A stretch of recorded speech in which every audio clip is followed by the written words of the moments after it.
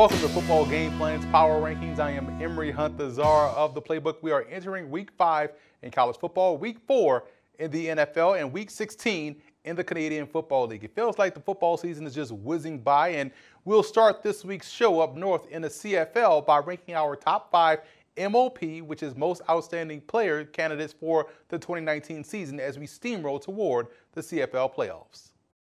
We begin our top MOP candidate rankings at number 5 with the Calgary Stampeders wideout Reggie Beagleton. The 6'2", 205-pounder out of Lamar has been on a tear the back half of the season. Right now, he's the 3rd leading receiver in the CFL in yardage with 1,036, tied for 2nd in receiving touchdowns with 7, and 4th in receptions with 72.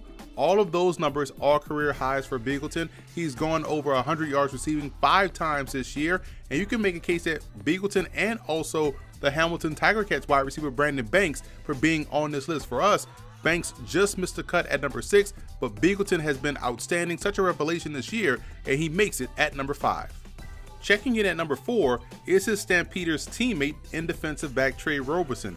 Roberson is 2nd in the league in interceptions with 7 and has brought back 2 for touchdowns as well. What makes the second-year veteran so special is his great instincts at the position. He does a fantastic job of baiting quarterbacks into making those bad decisions, and he has the quickness and acceleration to capitalize on those opportunities. The former Illinois State Redbird star kicked off the season with a bang, picking off the Ottawa Redblacks 3 times in one half. We've started to see quarterbacks shy away from throwing the football his way, but I'm sure we'll see him make many more plays before the regular season is done. Let's stay on the defensive side for number 3 with the veteran defensive end Charleston Hughes of the Saskatchewan Roughriders. The 12-year veteran currently leads the CFL in sacks with 13. He also has 38 tackles with 4 forced fumbles and a touchdown so far this year. This is the 7th time in his career that he's posted double-digit sacks and has 7 games left to top his career high of 18 sacks, in which he did back in 2013 with the Calgary Stampeders. Hughes has proved that he's gotten better with age. He's also on pace to break his career high in tackles as well in his 12th season.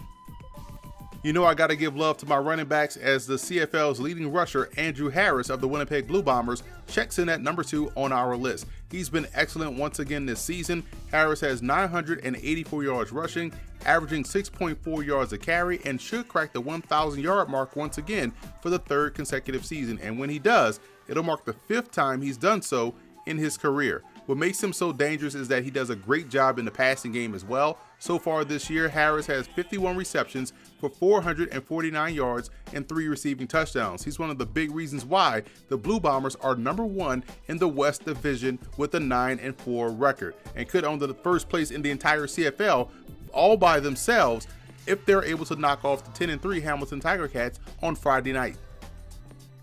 And at number 1 is Montreal Alouettes quarterback Vernon Adams Jr. The 2019 story of the Alouettes has been a great one to follow all season long, and the play from Vernon Adams has been a key reason why they've turned around their season. By week 9, the Alouettes were sitting at 3-4 and playing very mediocre football. Then they got hot, winning 4 out of their next 5 games, including a victory last weekend over the Winnipeg Blue Bombers. In that game, Adams threw for over 488 yards and 4 touchdowns, leading the Alouettes to their biggest comeback in franchise history. Now, during this 5-game stretch, he has thrown for 10 touchdown passes while adding another 4 on the ground. Adams right now is tied for 2nd place in the CFL with 15 touchdown passes and 2nd in rushing touchdowns with 11 and 4th in passing yards with 2,953. Now, he'll be suspended for 1 game after an on-field brawl against Winnipeg, but when he returns in week 13, expect for him to continue to make his case for league's MOP this season.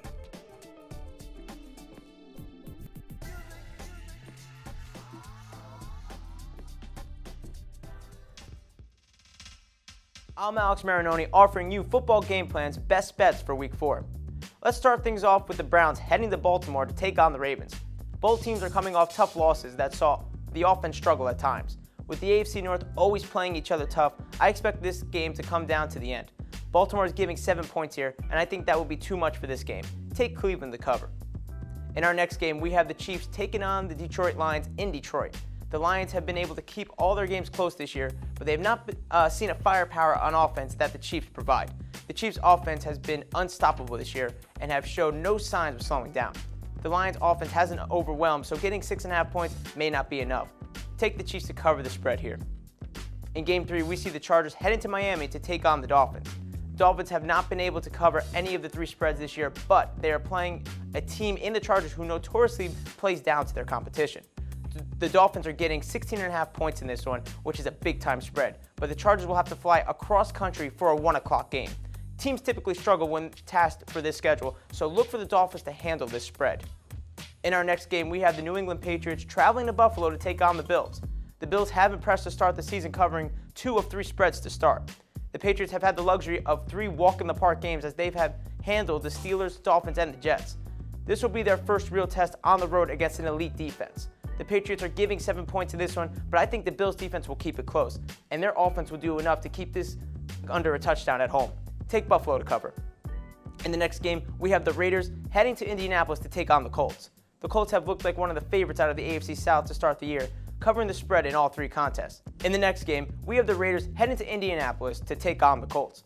The Colts have looked like one of the favorites out of the AFC South to start the year, covering the spread in all 3 contests. Up against the Raiders team who don't seem ready for the task, the Colts are favored by 6.5. With the Raiders' struggles on the road, I look for the Colts to cover the spread and win by at least a touchdown. In the next game, we have the Seahawks going into Arizona to take on the Cardinals.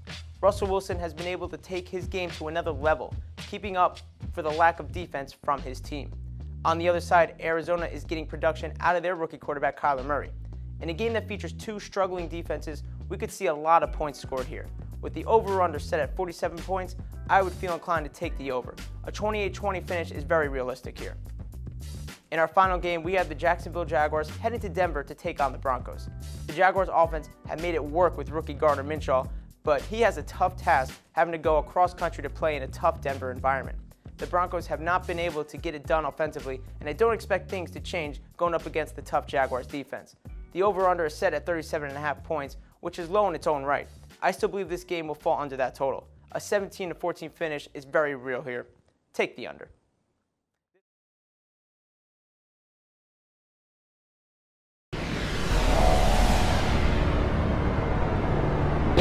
Well, the game of football has taught me so many things, man. Now, think about the huddle we have right now, right? I tell people this all the time.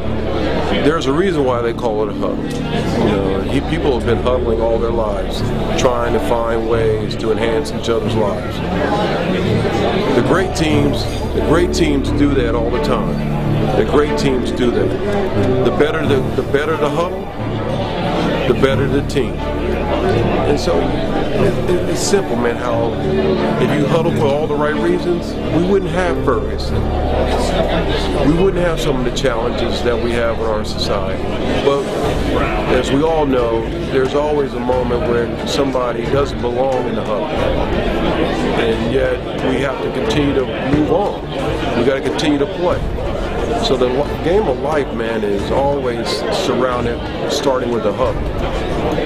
And for me, I'm lucky enough to know that, you know, by the graces of God, man, it's been a nice huddle. It's been a nice huddle. And if I just keep making sure that he's in front of me, I'm gonna be all right.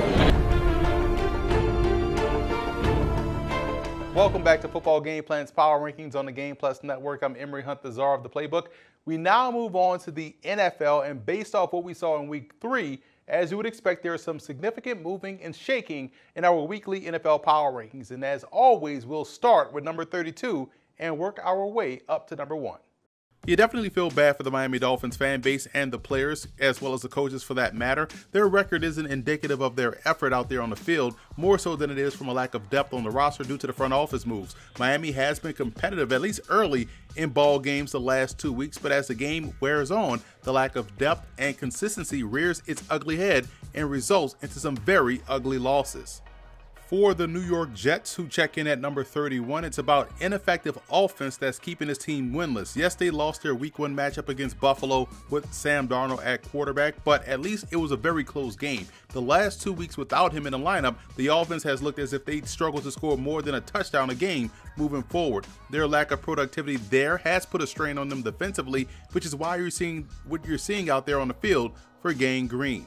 Looking at our rankings for teams 26 through 30, and the Denver Broncos 0-3 is a bit surprising to me, along with the Pittsburgh Steelers, both for different reasons. You can make the case that Denver should at least be 1-2 on the season, but for their defensive line to not generate any pressure last week against Aaron Rodgers and the Green Bay Packers was a bit concerning. Now, what's concerning for the Steelers has been the lack of a running game. James Conner had a critical fumble last week in a loss against San Francisco, which essentially wasted their best defensive effort, in my opinion, of the season. Both Arizona and Cincinnati have played well enough to win games, but can't find that consistency for 4 quarters.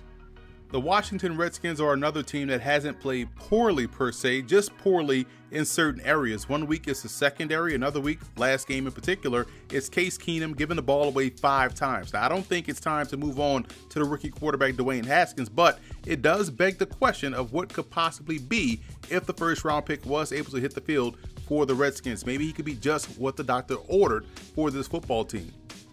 Moving on to teams 21 through 25, and the Oakland Raiders have shot themselves in the foot the last 2 weeks, and you can make a case that it cost them 2 potential victories against the Kansas City Chiefs and Minnesota Vikings. Also, Derek Carr has to play better. Tampa Bay has been snake bitten twice this year so far in their 2 losses against the New York Giants and San Francisco 49ers, both of which are from their own doing. And if the Titans don't get better up front along the offensive line, it could get ugly like bowling shoes in the pass pro department. Now, the New York Giants got great play last week from their rookie quarterback Daniel Jones in the 4th quarter comeback victory against those Bucs. Jones has success through the air and with his legs running in the game winner from 7 yards out. Now he gets to his home debut against the Washington Redskins this upcoming Sunday. Gardner Minshew has been exactly what the Jacksonville Jaguars needed in the absence of Nick Foles. Minshew has not only kept the offense on pace, but has put them in position to win games, earning the dub last week on Thursday night against the Tennessee Titans. He's been one of the better stories so far in this short season.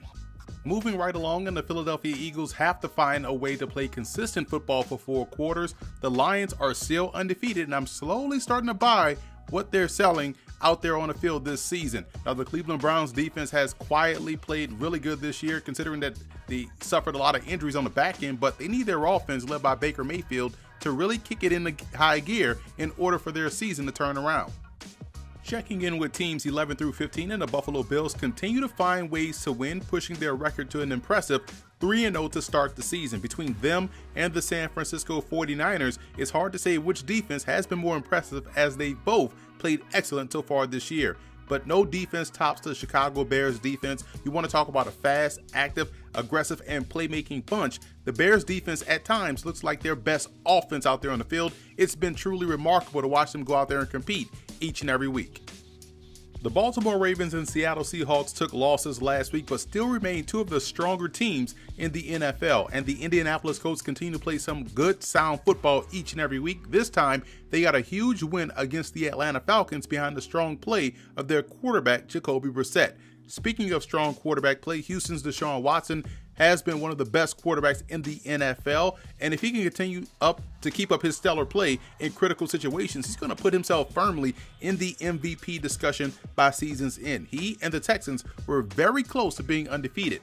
That's because they lost a thriller in Week 1 to the New Orleans Saints. Last week, reserve quarterback Teddy Bridgewater, who was filling in for an injured Drew Brees, did a masterful job of managing the game, not making mistakes, and keeping the offense on pace. It was a total team effort in that win, as the Saints scored touchdowns on defense, offense, and on special teams.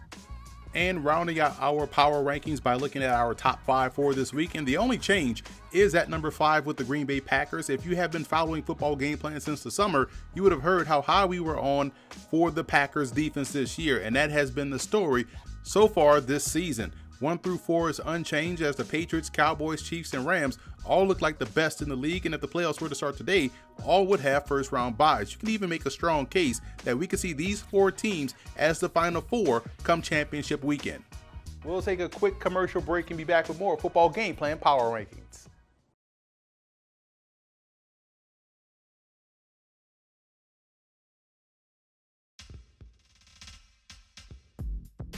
Troy Anthony here, bringing you football game plans, best bets for Week 4 in the NFL. This week, the Packers play host to the Philadelphia Eagles. That Packers defense has been stout so far this season, and Philly has struggled a little bit in these games. That's why I'm taking the Packers at -4, -115 at home. Danny Dimes got it done this Sunday for the Giants against Tampa Bay, but that defense still looks sketchy, especially that secondary. Case Keenum has shown that he can play with some of the big boys like the Cowboys and the Eagles. So I'm going with the Redskins at +3, -118 in this game. That Titans defense is serious, and Atlanta and Matty Ice has struggled. The Titans visit Atlanta, but I'm going to take the Titans with the spread, +4.5 in this game at +110. The Texans played a tight game this week against the Chargers. Carolina will not have Cam Newton. I think the Texans get it done against Carolina. I'm taking the money line at -215. I don't think Kyle Allen can prove again against this stout defense. The Los Angeles Rams are playing host to the Bucs this weekend. No way that the Bucs can contend with that defense. I'm taking Rams money line at -435. The Chicago Bears offense has stuttered to start off the season. This Minnesota Vikings defense has looked pretty good. Even though Minnesota visits Chicago, I think Minnesota pulls home the victory. Right now, they're the underdog. I'm taking Minnesota on the money line at +112. This Cowboys team is undefeated and looks pretty good. That defense and that offense. Dak is lighting it up. Even though Bridgewater had a great game against the Seattle Seahawks, I do not think that he can get it done against the Cowboys at home. I'm taking the Cowboys with the spread, -3 at -110. This next game, both of these teams, you would think that their rushing attack would be an important part of their offense. Cincinnati and Pittsburgh, Monday night, I'm taking Cincinnati to cover the spread, +4 at -115. In the AFC North, these teams play each other tight every single season. I don't think without Ben Roethlisberger that Pittsburgh can beat Cincinnati by more than a field goal, +4 Cincinnati. Football Game Plan is brought to you in part by 9th and Lux. Visit the website 9thandlux.com and check out the clothing gallery. Do You Music with featured artist IW in his latest album, Season 2. You can check that out on iTunes as well as doyoumusic.com. Nesby Phipps, Art, Life, Entertainment, nesbyphipps.com. Grind It Out Fitness. Visit the website grinditoutfitness.com and download the app. Football Game Plan is brought to you in part by Financial Coaching LLC, investment, retirement, security. Stewardship Credit, financial growth is in your hands. Stewardshipcredit.com. Adrienne Marie Photo, photographer, writer, management. AdrienneMariePhotography.com. Lock Multimedia. Be sure to order your copy of the Go-Go Offense by Coach Brennan Marion on footballgameplan.com/GoGoOffense. Coach Marion goes through the ins and outs of his explosive offense, one that's tearing up the college football field and putting a lot of points on the scoreboard. Again, you can order your copy at footballgameplan.com/GoGoOffense. And we're back here on Football Game Plan's Power Rankings here on the Game Plus Network. As we wrap up the show, I wanted to transition to college football, and we're a quarter of the way through the season, and we have a pretty good idea on what teams are and who they're going to be the rest of the way. Now, with that being said, let's focus in on the FCS, the Football Championship Subdivision, and rank our top 25 teams after the 4 weeks of the season. There are some new names that debut on our top 25. You look at Central Connecticut State. The Blue Devils are one block punt away from being undefeated, nearly knocking off Eastern Michigan last weekend. This is a very good football team that has replaced their starting quarterback in Jake Dolegala, who's now playing with the Cincinnati Bengals. So a good start for the season for Central Connecticut State. And you look at the CAA, it's littered with teams in our list right here between 19 through 25. You look at Stony Brook, Maine, Delaware, and Elon, all cracking the top 25, all coming from the strong Colonial Athletic Association. As we move on to teams 12 through 18, you see a little bit of intrigue here with Weber State ranking number 12 at 1 and 2, but 2 of those losses were against FBS opponents. Jacksonville State did a great job in knocking off Eastern Washington, pushing their record to 3-1 on the season. Zarek Cooper, the quarterback, has played some outstanding football. Moving on to 5 through 11, Towson just took a loss last week to Villanova, but you look at the way they've played throughout the course of the season, their defense has been the story, as has Montana State's defense, and a big reason why they are 3-1 on the season. And I'm a big fan of what Central Arkansas brings to the table. The Bears are 3-1, looking to be one of the premier teams in the Southland Conference. Moving on to our top 4, and this is no surprise. North Dakota State is at number 1 at 4-0. You look at what they do very well. They run the football. They play great defense. Now they have the advent of the passing game with Trey Lance, who looks to be the best player in all of FCS.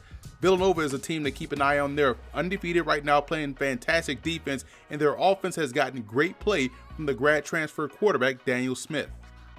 So that's it for this week's episode of Football Game Plan's Power Rankings. I'm Emory Hunt, the czar of the playbook. Follow me on all of my social media accounts to keep the conversation going. I would love to hear your thoughts and personal rankings on what we talked about on today's show. Also, head over to youtube.com/footballgameplan and subscribe to the Football Game Plan Network. And while you are in the subscribing mode, go over to iTunes and subscribe to Football Game Plan Podcast, or you can go to soundcloud.com/FBGP Podcast and keep it locked here for the rest of the week on the Game Plus Network for our NFL All 32 show on Thursday p.m. at 6:30 Eastern Time, and our College Football Tailgate show on Friday, both kicking off, like I mentioned, at 6:30 p.m. Eastern Time. Check your cable lineup for channel listings.